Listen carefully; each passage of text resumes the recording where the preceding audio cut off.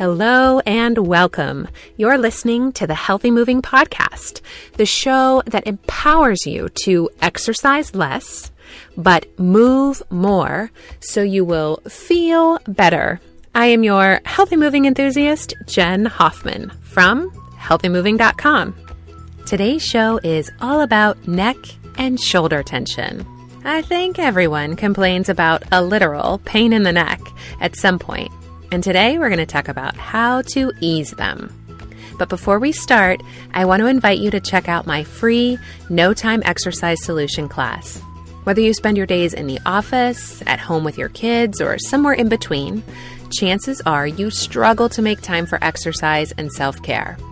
My 4-step system for women who don't have time to work out can help you reduce aches and pains and improve your energy level and just in general feel amazing in and about your body. To get yourself registered, head to healthymoving.com/free class, or you can text NO TIME, that's NOTIME, all one word, to 33444. Okay, on with the show. When I begin working with a new student in my coaching and challenge program or in a private one-to-one consultation, I always ask them to tell me about their current aches and pains or their current health goals. Neck and shoulder pain and tension is on almost everyone's list. Most of us experience that discomfort of tension in the upper body at some point. And for lots of people, that tension can even lead to regular headaches. So I understand completely when people ask me for stretches or exercises to help ease that tension. But there's a problem with this approach. You see, if we don't look at what's creating the neck and shoulder tension we're all experiencing, then our efforts to ease it are pretty useless. All the stretching in the world doesn't matter if you spend all of your non-stretching time adding the tension back in. So I thought we'd chat today about 3 things that you might be doing that are creating tension in your neck and shoulders so that you can really get to the root of the problem. Sound like a plan? Okay, so the first thing I want to invite you to check is your shoes. I know what you're thinking. What the heck, Jen? Have you lost your mind? How on earth do my shoes impact my neck and shoulders? But stick with me for a minute and think about this. Do all of the shoes that you wear on a regular basis have an elevated heel? I say elevated heel because when I say, are you wearing heels, people picture in their mind, stilettos or even a 3 or 4 inch heel, but I'm not just talking about high heels. Even a lot of the shoes that are labeled as flats or athletic shoes come with some elevation at the heel, some padding at the heel. And any amount of elevation at the heel creates a change in the foot angle that can ripple throughout the rest of the body. Heels create this forward pitch of the body that we have to kind of compensate for so that we can stay upright and so that our eyes are looking out at the horizon.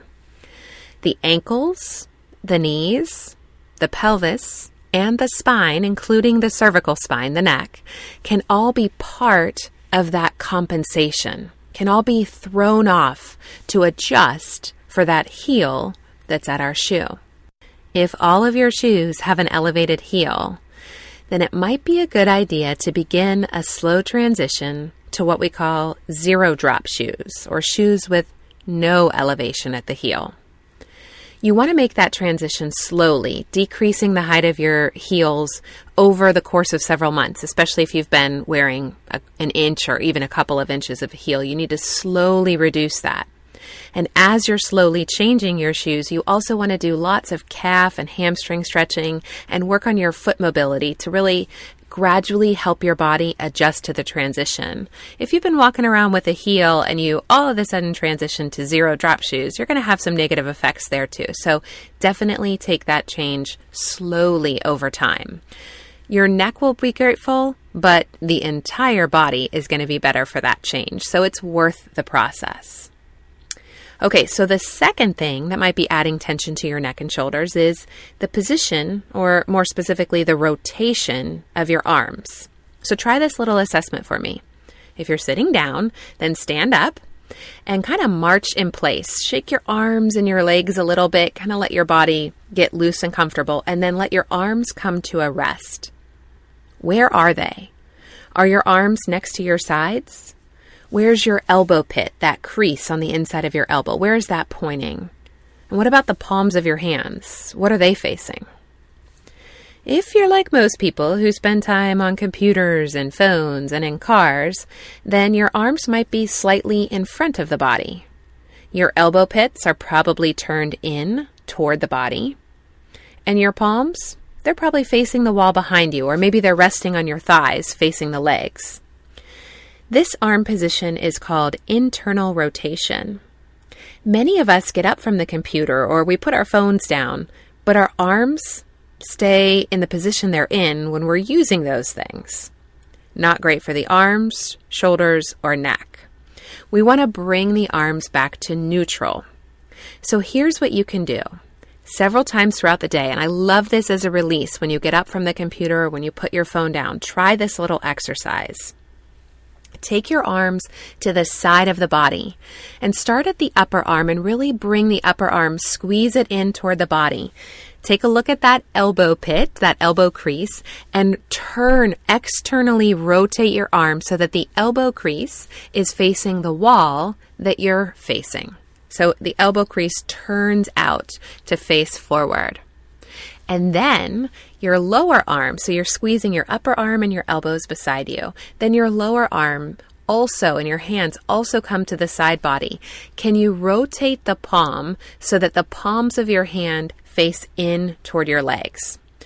So now imagine that we've got your arms kind of glued to the side body, and then you're going to squeeze them there as hard as you can. I'm doing it with you right now. Squeeze, squeeze, squeeze. Hold this contraction.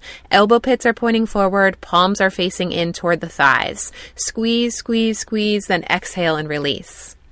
Now shake everything out and look at where your arms rest now. Hopefully the elbows are turned out a little more. The palms are in toward the side of the body rather than pointing toward behind you.